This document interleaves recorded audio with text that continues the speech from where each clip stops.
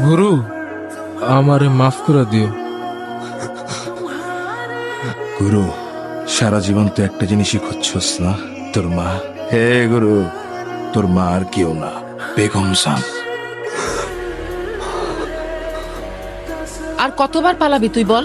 কতবার তোরে আমি এমন লোক দিয়ে ধরে ধরে আনবো বল? আমাকে যেতে দেন বেগম জান, আমার এখানে ভালো লাগে না। যেতে দিব? কোথায় যাবি? বাইরের দুনিয়ায়? যার বাবার পরিচয় নাই সে তো বাইরের দুনিয়া কখনো যাইতে পারে না। আমি আমার মায়ের কাছে যাব। কোথায় তোর মা? জানি না, তাইলে? খুঁজবো, পৃথিবীর কোথাও না কোথাও তো থাকবে আমার মা। কিন্তু তোর মা তো মরে গেছে।